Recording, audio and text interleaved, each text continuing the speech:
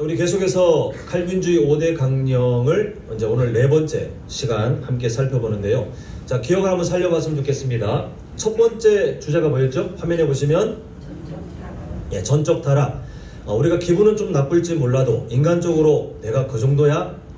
이렇게 기분이 좀 나쁠지 몰라도 이 사실을 아는 것은 정말 중요합니다. 왜냐하면 이거는 예수님 믿는 사람들에게 필요한 교리들인데 이런 걸 한번 비유로 드리고 싶습니다. 어떤 사람이 눈을 떴는데 병원이에요. 근데 의료진이 환자분 정신이 드십니까?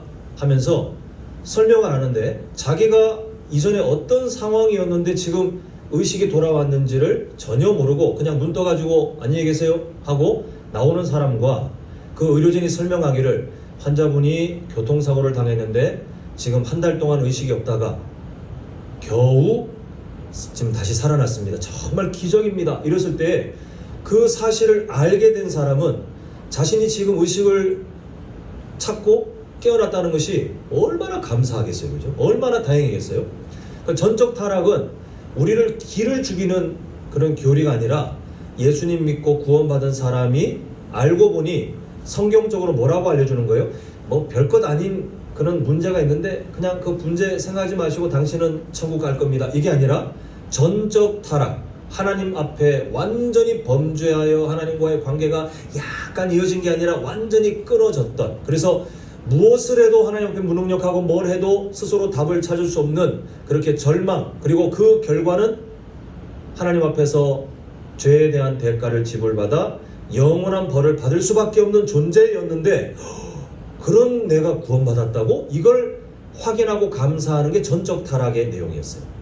그리고 지금 순서로 보시면 이제 그 다음 내용이 무조건적 선택인데 우리가 이 순서를 따르지 않고 하나님의 그 은혜를 먼저 확인하기 위해서 여러분 보시기에 끝에서 두 번째, 이제 네 번째 순서인 불가항력적 은혜를 우리가 두 번째 살펴보았습니다. 원래 인간은 전적 타락이기 때문에 하나님의 은혜, 하나님의 사랑을 막 저항하고 밀쳐내고 거부하고 인간의 본연의 모습이 원래 그거였는데 그런데 우리가 어떻게 예수님 믿게 됐지? 보니까 그런 인간의 본성을 하나님이 불가항력적, 거부할 수 없는, 이겨낼 수 없는 하나님의 크신 은혜로 우리 안에 있는 저항감을 누르신 다음에 예수님을 믿을 수 있는 사람으로 우리의 마음의 상태를 바꿔주셨다. 이게 바로 불가항력적 은혜예요. 그러니까 전적 타락과 뭐 다른 건 다 연결이긴 하지만 전적 타락과 그 다음에 불가항력적 은혜를 순서를 바꿔서 연결시킨 이유가 뭐냐 하면 그런 상태였는데 어떻게 예수님 믿게 됐지?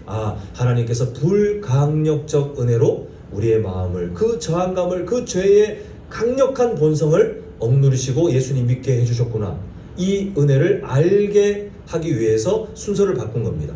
그리고 그 다음에 세 번째 중간에 있는 제한적 속죄를 저번에 보았는데 우리에게 주신 구원의 범위가 제가 그런 비유를 했죠. 그냥 우리가 길에 다니다가 전단지 나눠주는 것처럼 그 전단지에 사탕 하나 붙어 있고 아니면 전단지에 뭐 붙어 있으면 그걸 쓰시든 말든 그냥 전단지에 막 뿌려주는 그런 구원처럼 하나님께서 예수님의 십자가 사랑을 한번 딱 이루신 다음에 전 세계에 쫙 뿌린 다음에 반응이 있는 전단지를 들고 오는 사람한테는 구원의 효력이 나타나는, 그게 아니라 아예 처음부터 초대장을 하나님이 만드시는데 그 초대장에 이름이 아예 적혀 있는 거예요. 그 사람한테만 필요한 초대장이에요.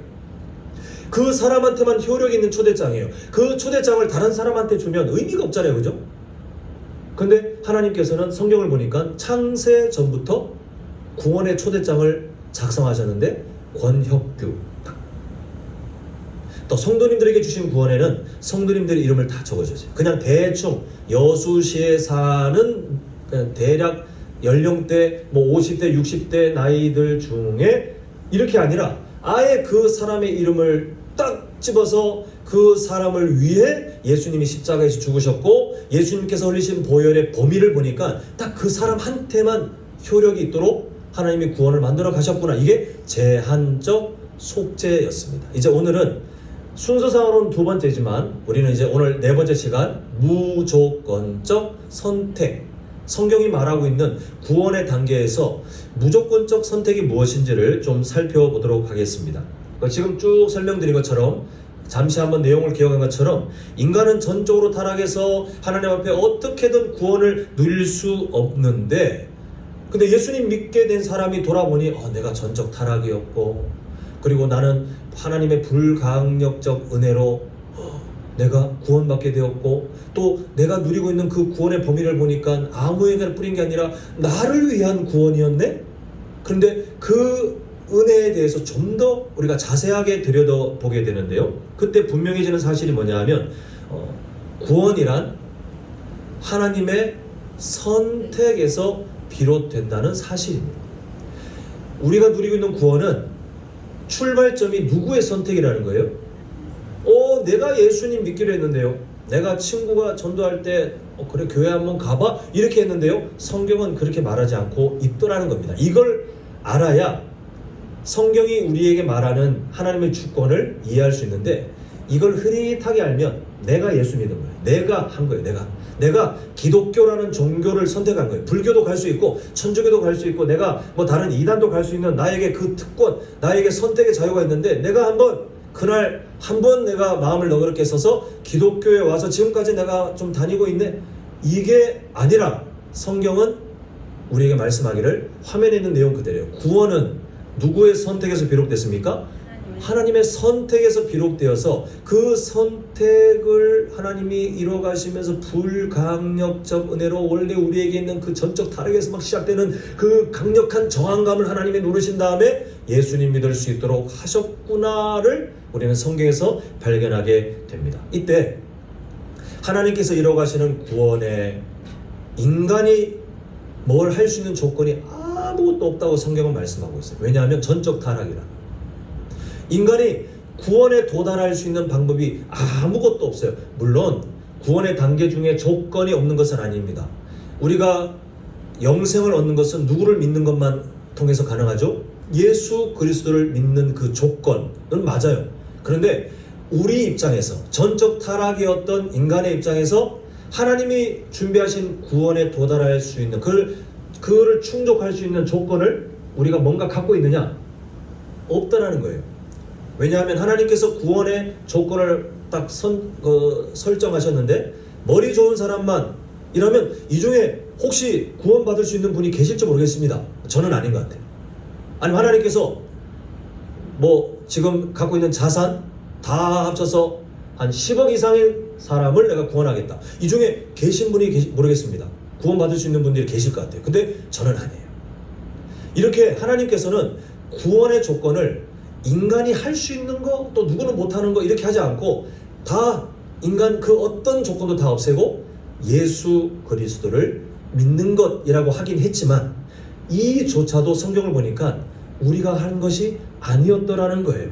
자, 사도행전 13장 48절을 한번 보시면 이렇게 하죠. 이방인들이 듣고 기뻐하여 하나님 말씀을 찬송하며, 그 다음에 순서가 중요합니다. 이때 영생을 주시기로 작정된 자는, 그 다음에 뭐라고 되어 있죠? 다 믿더라. 자, 우리는 우리에게 일어난 반응만 생각하니까 내가 예수님 믿고 그 믿음 때문에 구원을 얻었고 이렇게 생각합니다. 순서를. 그런데 성경은 뭐라고 말하냐면, 하나님께서 영생을 주시기로 하나님이 미리 뭐 하신 사람이요? 작정된 사람들만 그 다음에 예수님을 믿게 되더라. 이미 하나님이 정해놓으셨어요.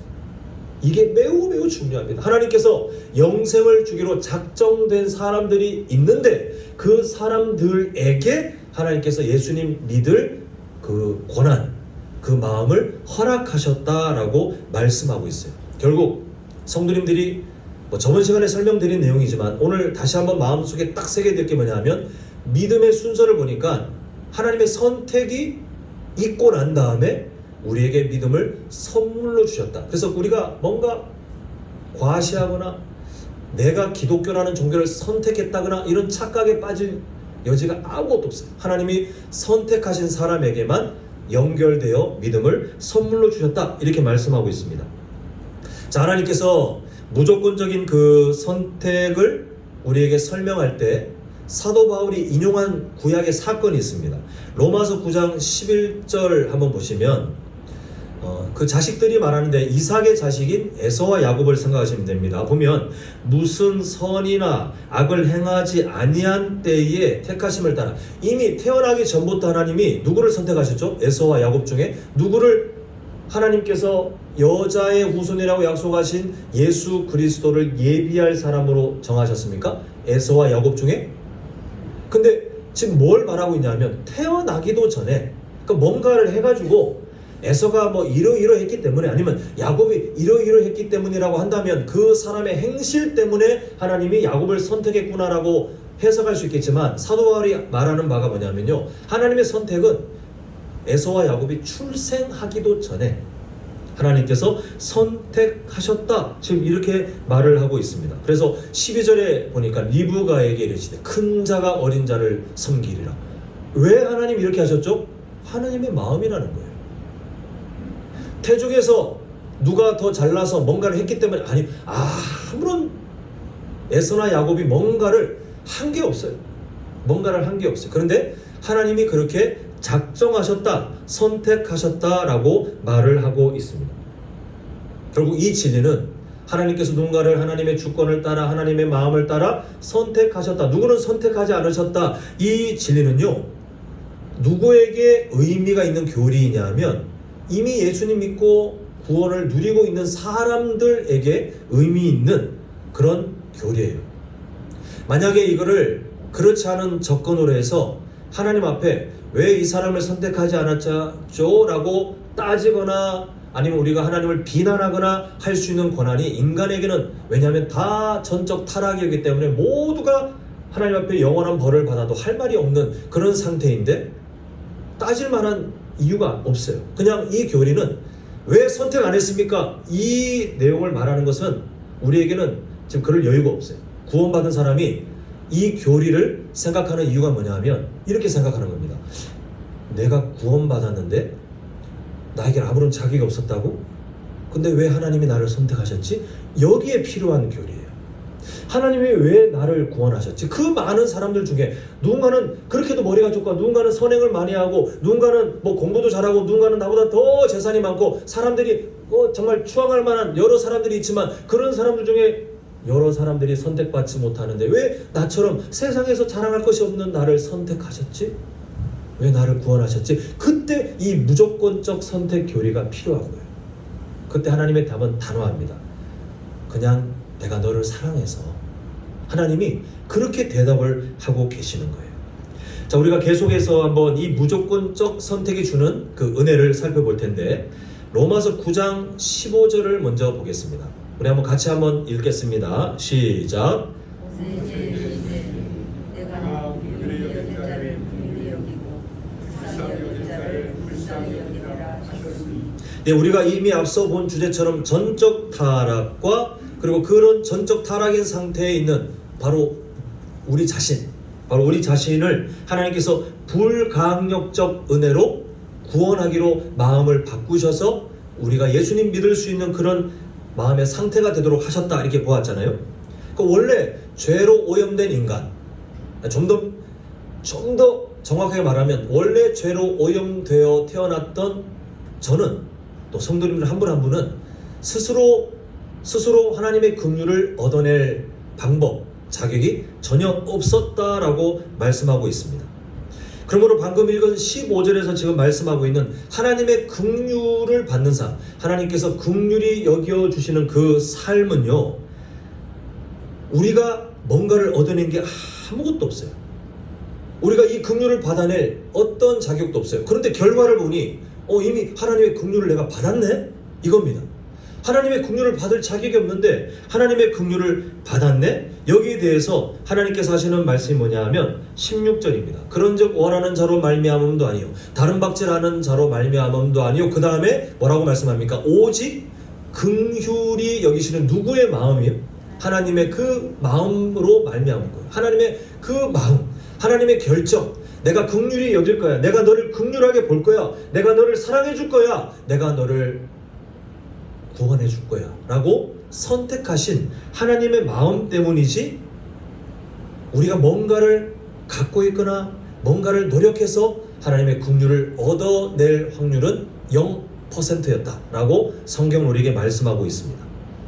자, 좀 더 우리가 성경의 증거들을 좀 보겠는데요. 에베소서 1장 3절부터 6절을 하나하나 보겠는데 선택에 대한 내용이 나오긴 합니다만 우리가 주목할 부분은 그게 아닙니다. 자, 노란색 글씨를 잘 보셔야 되는데요.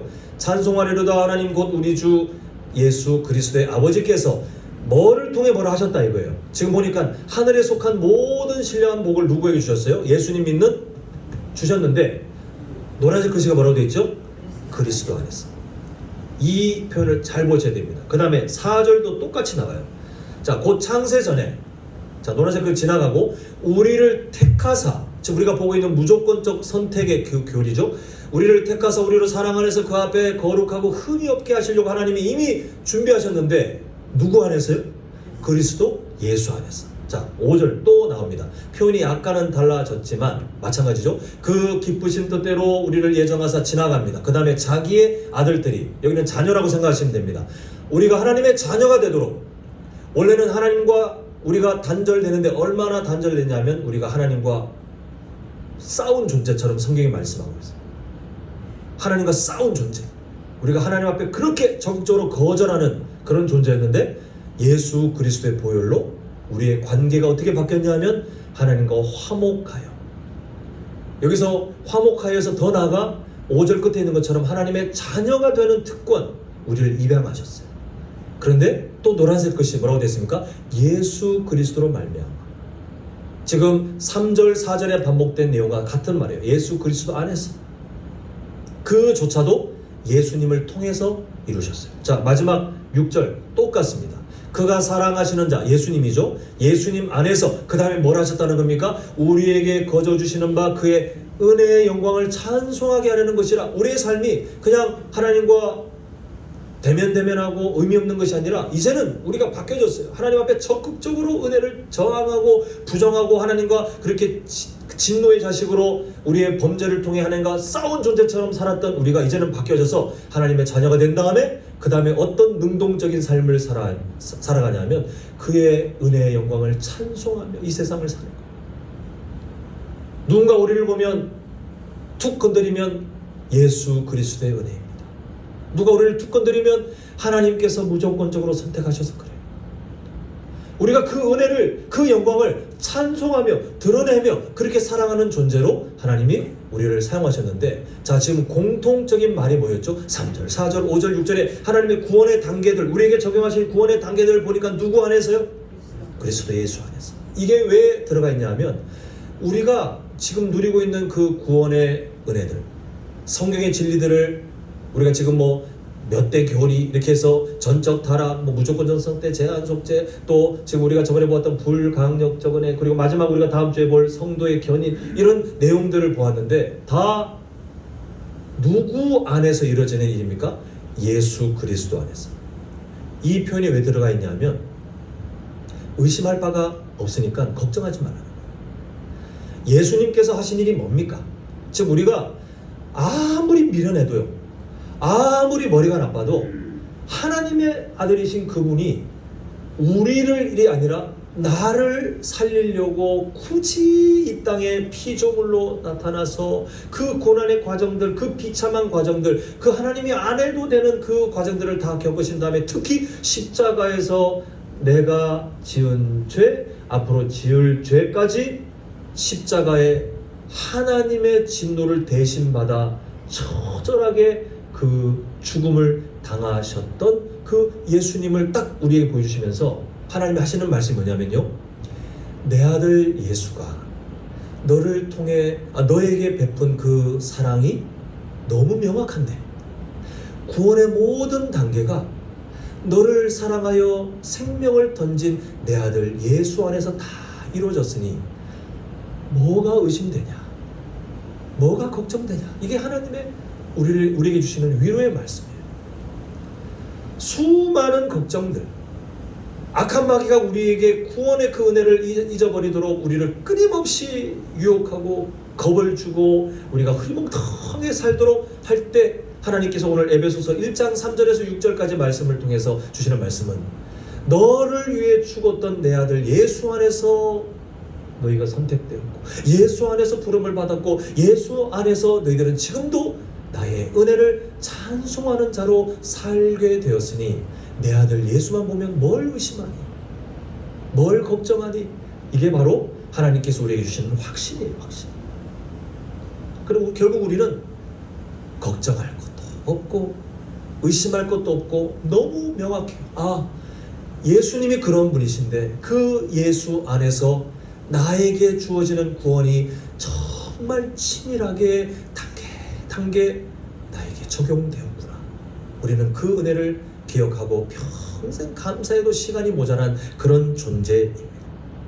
자, 이제 하나님께서 우리를 선택하신, 우리를 부르신 것이 어떤 의미인지를 좀 추가적으로 말씀을 통해 보겠는데요. 먼저 로마서 8장 30절 보시면 우리 한번 같이 한번 읽어보겠습니다. 시작. 또 미리 정하신 그들을 또한 부르시고 부르신 그들을 또한 부르시고 부르신 그들을 또한 영화롭게 하셨느니라. 자, 이제 성도님들께서 상식적으로 딱 아시겠지만 여기서 말하고 있는 그들을 또한 부르시고라고 하는 부르심이 전 세계 인류에게 뿌려놓은 그런 부르심일까요? 아니면 하나님이 창세전부터 내가 너를 선택해서 그 부르심일까요? 전자입니까? 후자입니까? 후자죠, 그죠? 자, 한번 예를 들면 세례 요한이 예수님 오시기 전에 외쳤던 그 외침, 회개. 뭐가 가까워요? 천국이 가까웠다. 회개하라, 천국이 가까웠다. 외칠 때에 그때 우리는 그 결과 뭐 몇 명이 들었고 몇 명이 반응이 있었나? 이거는 전혀 모릅니다만 우리는 알죠. 그 말이 당시에 유대 사회에 다 뿌려졌어요. 야, 세례 요한이라고 하는 마치 예전에 엘리야를 연상시키는 어떤 사람이 광야에서 외치는데 신기해. 어떻게 그런 사람이 있지? 사람들이 막 입소문을 탔어요. 세례 요한의 존재를 모르는 사람이 유대사에 아무도 없었습니다. 그리고 그 사람이 외쳤던 회개하라, 하나님의 그 부르심이잖아요. 근데 이 부르심은 여기서 말하고 있는 로마서 8장 30절의 그 부르심이 아닙니다. 이 부르심은 모두에게 들려졌던, 그런데 그때 그 이야기를 듣고 회개하고 훗날 예수 그리스도께서 이 땅에 오셔서 십자가의 사랑을 완성하신 다음에 정말 그 예수님을 믿게 된 유대인들이 있을 거 아닙니까? 그 유대인들의 삶에 일어났던 반응이 그 사람을 위해서 하나님께서 미리 정하셨던 그 부르심이 바로 로마서 8장 30절에 그 제한 속죄예요. 아주 좁은 대상, 바로 너, 이렇게 하나님께서 부르시는 그 부르심인데 이 부르심은 미리 정하신 사람들에게 주어졌다는 겁니다. 자, 29절 보시면 하나님이 미리 아신 자들을 또한 그 아들의 형상을 본받게 하기 위하여 하나님께서 목적, 예, 우리를 정하신 그리고 부르신 목적을 보니까 하나님의 그 큰 꿈이 있는데 그냥 너 저기 추우니까, 겨울이에요, 추우니까 들어와서 좀 불 좀 쬐, 이런 정도의 부르심이 아니라 하나님의 꿈이 뭐냐 하면 버림받은 어떤 아이를 인생에, 요즘 이제 그런 사실 없지만 예전에 뭐 6.25 전쟁 끝나고 이제 굶어 죽어가고 있는 어떤 어린아이를 누군가가, 사랑이 많은 사람이 불러다가 자녀로 입양하고 그 아이를 씻기고 그 아이의 삶을 도와주고 그 아이가 정말 자립할 수 있도록 전심을 다해 사랑해주는 그 사랑과 똑같아요. 우리가 그 아들의 형상을 본받게 하기 위해서가 뭐냐 하면 이미 하나님의 자녀로 삼으셨는데 그 우리의 하나님의 자녀로 삼아진 법적인 자격이 끝이 아니라 하나님의 꿈은 예수 그리스도의 그 성품, 하나님을 하나님답게 알고 하나님의 말씀에 정말 철저히 반응하며 그렇게 하나님의 자녀답게 살 수 있는 성품으로 만들어 가시겠다는 겁니다. 이게 하나님의 꿈이에요. 좀 더 강력하게 말하면 하나님의 고집이에요. 고집. 성도님들께서 예수님 믿으셨다면 이 하나님의 고집에 지금 딱 끌려가고 있어요. 아무리 미련하게 버텨보십시오. 하나님은 성도님들을 하나님의 아들인 예수 그리스도의 그 성품을 만들어 가기 위해서 계속해서 다듬어 가시는 거예요. 근데 이 하나님의 꿈을 가지고 부르셨는데 이 부르심은 뭐와 엮여 있느냐? 우리 아까 보았던 30절 다시 보면요. 자, 잘 보세요. 미리 정하신 그들을 또한 부르시고, 그 다음에 이 표현에 주목합니다. 부르신 그들을 또한 뭐 하시고요? 의롭다. 자, 성도님들, 우리 구원에 대해서 명확하게 정리할 때 제가 막 진짜 몇 번이나 외쳤던 그 말이죠. 칭의. 이 의로움은 우리의 현재 상태와 상관이 없습니다. 맞지 않아요. 우리는 의로우냐라고 현재 상태를 묻는다면 저도 성도님들도 다 탈락이에요. 다 낙제예요. 근데 하나님께서 그걸 아시고 우리가 그 상태를 완성해서 구원에 들어갈 것이 불가능하기 때문에 하나님은 칭의, 의롭다고 칭했다. 이 법적인 용어로 바꾸면 의롭다고 선언했다는 과정을 거친 다음에 그 다음에 우리에게 그 구원을 누리게 하셨어요. 우리에게 자격이 없기 때문에. 이게 바로 의롭다 하시고의 의미입니다. 우리는 아직 연약하지만, 그래서 성도님들께서 왜 자유를 누리냐면 우리는 아직 연약하지만 이걸 다 아신 하나님께서 하늘나라 법정에서 선언하시기를 권혁규는 내 아들 예수 때문에 이미 의인이야. 땅 끝났어요. 누가 토를 달 힘이 없습니다. 악한 마귀가 막 하나님 앞에 항소하기를 아닙니다. 하나님, 저 인간이 구원받을 자격이 없지 않습니까? 권혁규 목사가 어제 토요일 하루 동안 한 죄를 제가 읽어드리겠습니다. 엄청 많을걸요? 성도님들이 다 아시면 실망하실 만한 그런 저희 연약한 삶들이 어제도 엄청 많았습니다. 근데 하나님께서는 듣지도 않으시는 거예요. 왜요? 이미 내 아들 예수의 보혈로 권혁규 목사의 연약한 모든 죄의 책임을 다 지웠고 내가 법정에서 선언했으니 조용해. 하나님께서는 끝났어요. 이 의롭다 하시고를 성도님들께서는 늘 충격적인 감사로 받으셔야 돼요. 현재 나는 이런데 이미 내가 의인이라니. 이 괴리감이 느껴지셔도 할 수 없어요. 하나님의 구원 방식은 그렇게 하십니다. 이미 의롭다고 선언해놓고 그 다음에 우리를 바꿔 가시겠다는 거예요. 선 조치 그리고 후 작업. 하나님은 그렇게 일을 하시는 거예요. 이때 이 칭의, 의롭다 하심이 뭐와 연결되어 있는지를 잘 보셔야 되는데 부르신 그들을 또한 의롭다 하시고 라고 하면서 부르심과 의롭게 하신 것이 연결되어 있어요. 이게 끊어지지 않아요. 그리고 하나님께서 성도님들을 창세 전부터 예정하신 다음에 무조건적 선택, 뭐 조건을 보지 않고 내가 너를 사랑해서 그냥 그 하나만으로 우리 성도님들을 부르시는데 이 부르심은 자동적으로 어디로 연결된다는 거예요? 우리를 뭐하게 하는? 의롭다 칭의, 법적인 그 선언을 하시는 걸로 연결되어 있어요. 너무 강력하게 연결되어 있어요.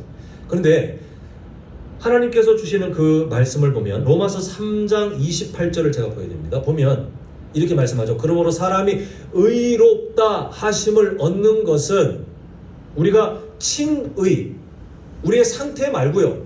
법적인 그 자격을 의롭다라고 이미 자격을 얻어버리는 그것은 우리의 행위에 있지 않고 끝에 뭐라고 되어 있습니까? 믿음으로 되는 줄 우리가 인정하노라 라고 하면서 우리가 칭의, 의롭다함을 받는 것은 누구를 믿는 것으로 되는 거예요? 예수 그리스도를 믿는 것으로.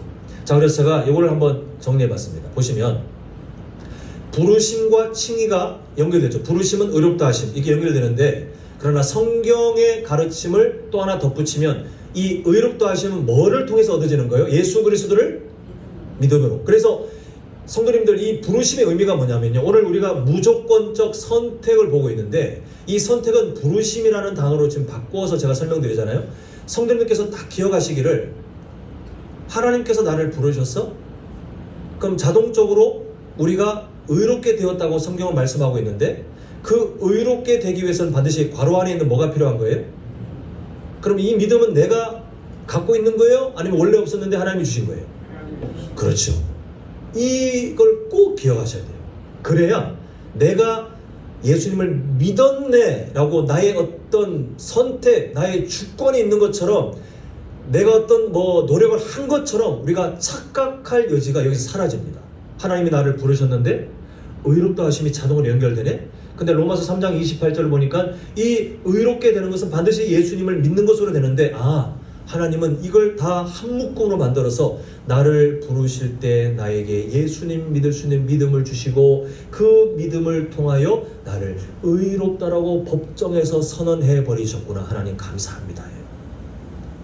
우리가 누리는 자유가 바로 여기 있어요. 성도님들 오늘 예배드리고 돌아가시면 한 12시 정도 생각하겠습니다. 그러면 12시부터 주무시기 전까지 시간이 어쩌면 하루의 반이 더 지나간 그 시간이 그렇게 길지 않겠죠? 근데 제가 예언자는 아니지만 예언하자면 성도님들 분명히 죄 지을 겁니다. 하나님의 자녀답지 않은 생각하실 거고요. 하나님의 자녀답지 않은 마음의 상태를 가지실 겁니다. 안 해야 될 거 하실 거고 해야 될 거 안 하실 겁니다. 분명히 그렇게 하실 겁니다. 그런데 우리에게 있는 자유가 뭐냐면 그럼에도 우리가 의인이에요, 아니에요? 근데 쭈뼛쭈뼛 이러면 안 돼요. 당당하게 고개를 번쩍 들고 하늘을 바라보며 나는 의인입니다 라고 우리는 자유롭게 말할 수 있어요. 뻔뻔해도 상관없어요. 왜요? 예수 그리스도의 보혈을 통해 하나님이 우리에게 그 확신을 주셨어요. 근데 이때 정말 구원받은 사람은요, 그렇다면 내 마음대로 살아야지 이런 생각을 절대 못합니다. 만약 이런 생각이 드신다면 의심하셔야 돼요. 내가 구원 못 받은 거 아니야? 근데 정말 구원받은 사람은요, 하나님께서 내가 연약함에도 내가 오늘 또 죄를 지을 게 너무 분명하지만 그럼에도 하나님께서 후회하지 않으시고 너 그래도 나에게 의인이야, 내 아들 예수의 보혈 때문에 너 나의 자녀야 라고 하실 때 그 괴리감, 나에게는 연약함이 있는데 내가 누리는 그 자유는 너무 크잖아요. 그때 구원받은 사람은요, 내가 똑바로 살아야지, 내가 회개해야지, 내가 더 거룩하게 살아야지, 내가 더 말씀 가까이 하고 말씀답게 살아야지, 이렇게 생각이 흘러갈 수밖에 없도록 하나님은 우리를 하나님의 자녀이신 예수 그리스도의 성품을 향해 우리를 끌어가고 계십니다. 그건 다음 주 주제이긴 한데요, 그게 하나님의 변치 않는 사랑입니다. 자, 이제 로마서 8장에서 사도 바울이 설명하고 있는 구원과 하나님의 그 부르심과의 그 관련된 흐름을 좀 더 정리해야 되겠는데, 아까 우리가 보았던 30절을 또 보는 거예요. 제일 먼저 뭐라고 되어 있죠? 또 미리 정하신, 이렇게 시작하는데 신학적 용어로 예정이라고 합니다. 예정. 부르심은 선택.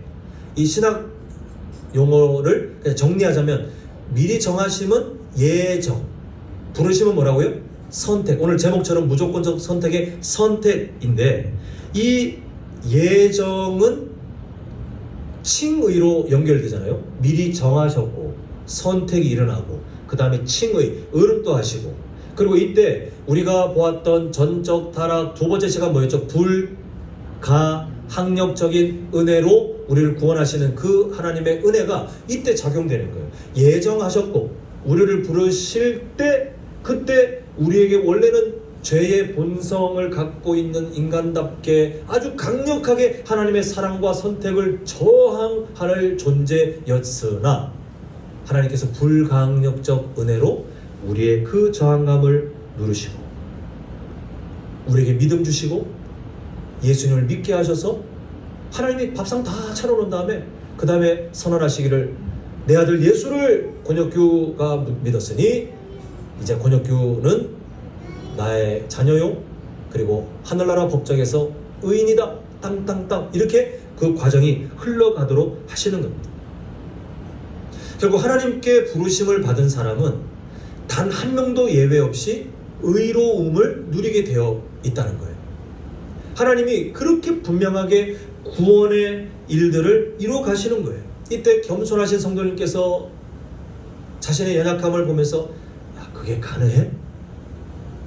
가능하더라도 아직은 아닌 것 같아, 내 삶을 보니까 아직은 아닌 것 같아 라고 생각하신들, 아까 제가 설명드린 것처럼 하나님이 정하신 구원의 과정은 너무 강력해서 여기에서 누가 튕겨나가거나 아니면 누구의 잘못으로 이걸 잃어버리거나 하지 않고 그냥 일사천리예요. 예정하셨으면 선택이 일어나고 선택하면 하나님께서 믿음을 주시는데 그 불강력적 은혜를 통해 우리가 원래 믿음이 없지만 믿음을 갖게 하시고 그 믿음의 약속대로 우리를 하나님의 의인으로 만들어 가시는 그 일이 일어나는데 단 한 명도 실수함이 없도록 하나님이 다 완성해 버리셨다라고 성경은 말씀하고 있어요. 여기에 대해 우리는 뭐라고 말하냐면 하나님의 주권. 이걸 이뤄 가시는 하나님의 기준이 뭡니까? 하나님의 주권이에요. 이걸 왜 하나님 이렇게 하십니까? 이때 오늘 우리가 읽었던 본문을 봐야 됩니다. 신명기 7장 7절. 여호와께서 너희를 기뻐하시고 너희를 택하심은 다른 민족들보다 더 대단한 게 있어서라고 하나요? 아니면 아니라고 하나요?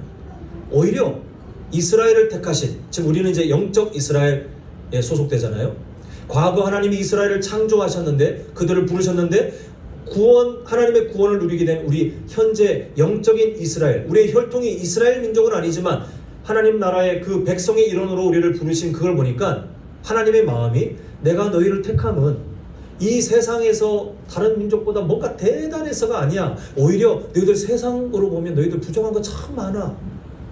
세상적으로 부족한 게 참 많아. 그런데 8절이 너무 은혜가 돼요. 우리 8절 한번 같이 읽어보겠습니다. 시작. 여호와께서 다만 너희를 사랑하심으로 말미암아 선택하셨다는 겁니다. 이유를 모르죠. 아직도 이유를 모르겠어요. 아니 왜 저를요? 다른 사람 생각할 거 없습니다. 이 선택 교리를, 무조건 선택 교리를 다른 사람에게 대면 이상해요. 되게 이상하게 돼요. 자, 이장로님 제가 예를 그냥 비유입니다. 제가 이장로님 생각하면서 아니 어떻게 이장로님 같은 사람을 하나님 이상하지 않습니까? 그죠? 우리는 다른 사람을 생각할 때 이 교리가 필요한 게 아니고 나예요, 나. 아니 하나님 어떻게 나 같은 사람을 하나님 부르셔가지고 저에게 불강력적 은혜로 저의 죄가 하나님의 은혜를 저항하는 걸 누르시고 제 마음이 예수님 믿을 수 있도록 믿음도 허락하시고 그 믿음을 따라 이미 의롭다고 하시는 그걸 왜 이루셨습니까? 하나님 어떻게 저예요? 전적 타락이었던 어떻게 저예요? 라고 할 때 하나님께서 하시는 말씀이 다만 너희를 사랑하시는 거 말이에요. 이게 성경이 말하고 있는 무조건적 선택에 대한 답입니다. 이제 말씀을 맺고자 합니다. 성경에서 말씀하는 기준으로 보면 이 공간에 있는 분들이 다 예수님 믿는다라고 장담할 수는 없습니다. 그건 전혀 모르고요. 교회 다닌다고 확신할 수 없으니까요. 그런데 성도님들께서 정말 지금까지 나의 삶이 은혜 가운데 예수님을 믿게 되었고 성경 말씀을 알고 또 하나님 앞에 기도하는 그 의미를 알고 그런 사람들이 있다면 하나님 앞에 구원받았을 확률이 상당히 높습니다. 이 자리에 계신 분들이 다 예수님 믿게 되셨다는 기쁜 가정하에 한번 드리고 싶은 질문이 뭐냐 하면 성도님들께 구원은 무엇입니까? 라는 질문이에요. 성도님들께서 너무 당연하게 너무 반복적으로 교회에서 듣는 단어이긴 한데 한번 정말 진지하게 성도님 개인에게 구원은 무엇입니까? 아마 성도님들께서 갖고 계시는 신앙의 그 고백을 따라 뭐 여러 설명들을 할 수 있겠지만 오늘 제가 부탁드리고자 하는 것은 만약 누군가가 성도님들께 구원이 무엇입니까? 라고 질문했을 때 성도님들 마음에 맴돌았으면 하는 질문이 있어요. 앞으로도 성도님들께서 구원이라는 단어를 볼 때마다 그냥 자동적으로 성도님들 마음에 이게 맴돌았으면 하는 질문인데 그 질문이 뭐냐 하면 왜 하나님은 나 같은 사람을 선택하셨지? 라는 질문이에요. 구원 자동적으로 성도님들 마음에 왜 하나님은 나 같은 사람을 선택하셨지? 이 질문을 막 감정적으로 복받쳐가지고 구원이라는 단어 듣자마자 사람들이 저 사람 미친 거 아니야? 싶을 정도로 막 펑펑 울고 이렇게 안 하셔도 상관없습니다. 그런 감정적인 충만을 말하는 게 아니고 구원이라는 말을 듣자마자 그냥 자동적으로 성도님들 마음에 왜 하나님은 나를 선택하셨지? 이 질문이 늘 떠오르셨으면 좋겠어요. 그리고 그 질문, 나를 무조건적으로 선택하신 그 하나님의 사랑에 대해서 우리가 늘 왜 나를 나 같은 사람을 선택하셨지? 라고 부르셨을 때에 그 질문을 가지셨을 때 성도님들께서 지금 화면에 있는 신명기 7장 8절을 나의 고백으로 바꾸셨으면 좋겠어요. 단어가 바뀌었죠. 우리 한번 같이 읽어보겠습니다. 시작. 여호와께서 다만 나를 사랑하시므로 말미암아 선택하셨구나. 이 답을 꼭 찾으셨으면 좋겠어요. 주님께서 부르시는 그날까지 이게 반복되셨으면 좋겠어요. 우리가 살면서 일상을 살 때 일상 살면서 우리가 뭐 언제 구원이라는 단어를 막 일부러 생각하였습니까? 그런데 살다가 성도님들이 뭐 성경 읽다가 이런 구원에 대한 관련된 내용이 나오면 기억하시는 거예요. 하나님께서 나를 왜 선택하셨지? 전적 타락이었던 나를 왜 선택하셨지? 그때 우리가 어떤 답으로 갑니까? 여호와께서 다만 나를 사랑하심으로 말미암아 그러셨구나. 하나님 감사해요. 우리가 찬양 부르다가 구원이라는 말이 나오면 신앙서적을 읽으실 때 구원이라는 말을 우리가 보게 되면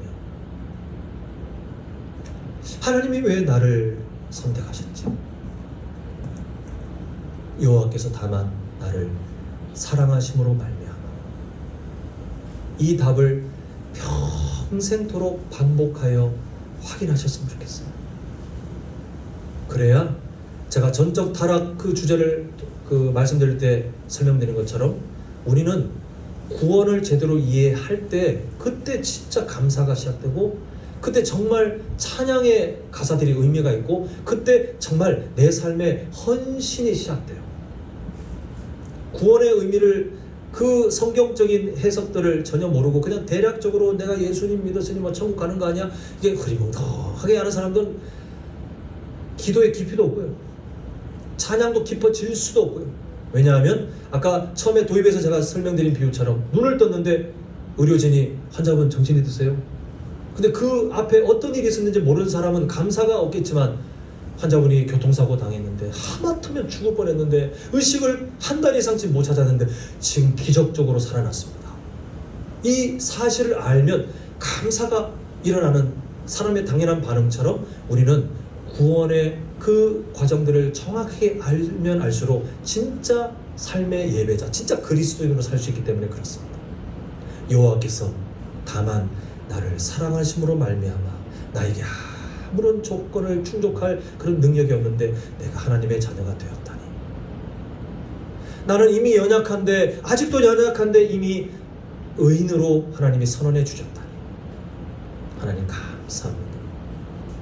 바라기는 이 당연한 그러나 이 말세 때 잃어버리는 사람들이 너무 많은 이때에 우리 성도님들의 그 삶이 더 구원에 합당한 반응으로 더욱 자라가시는 우리 모두가 될 수 있기를 간절히 소망합니다.